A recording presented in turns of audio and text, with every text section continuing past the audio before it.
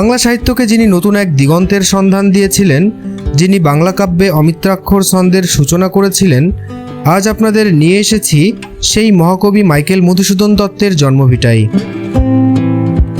চলুন ঘুরে দেখি যশোরের কেশবপুর উপজেলার ঐতিহাসিক সাগরদাড়ি গ্রাম, যেখানে ইতিহাস, সাহিত্য আর প্রকৃতি মিলেমিশে তৈরি করেছে এক অনন্য পরিবেশ।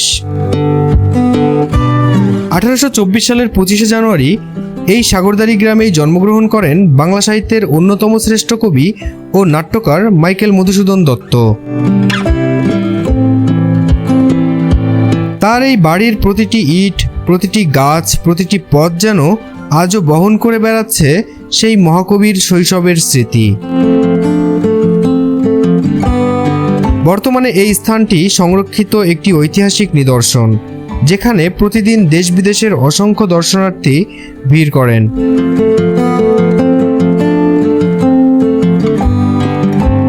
এবার চলুন চলে যাই সেই বিখ্যাত কপোতক্ষ নদীর তীরে। কথিত আছে এই নদীর ঘাটে বসেই মাইকেল মধুসূদন দত্ত তার অমর কবিতা কপোতক্ষ নদের অনুপ্রেরণা পেয়েছিলেন। বিদেশে অবস্থান করেও তিনি এই নদীকে ভোলেননি। জন্মভূমির প্রতি তার গভীর ভালোবাসা ফুটে উঠেছে তার লেখায়।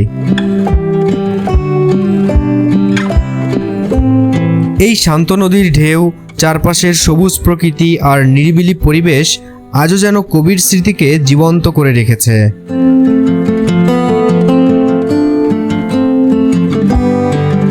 শুধু একটি বাড়ি নয়, এটি বাংলা সাহিত্যের ইতিহাসের এক অমূল্য সম্পদ। এখানে রয়েছে কবির ব্যবহৃত স্মৃতিচিহ্ন, তার জীবন ও সাহিত্যকর্মের নানা তথ্য এবং সংরক্ষিত ঐতিহাসিক নিদর্শন। প্রতি বছর মাইকেল মেলা উপলক্ষে এখানে হাজারো সাহিত্যপ্রেমীর সমাগম ঘটে।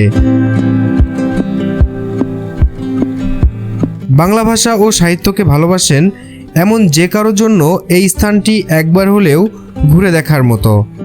সাগরদাড়ির প্রতিটি কোণ যেন আমাদের মনে করিয়ে দেয় একজন মানুষের প্রতিভা শুধু তার সময়কে নয়, প্রজন্মের পর প্রজন্মকে আলোকিত করতে পারে।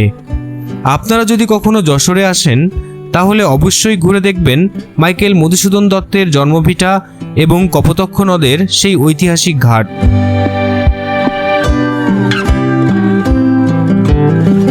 ভিডিওটি ভালো লাগলে অবশ্যই একটি লাইক দিন, আপনার মতামত কমেন্টে জানান এবং বাংলার ইতিহাস ও ঐতিহ্যের এমন ভিডিও দেখতে আমাদের চ্যানেলটি সাবস্ক্রাইব করুন।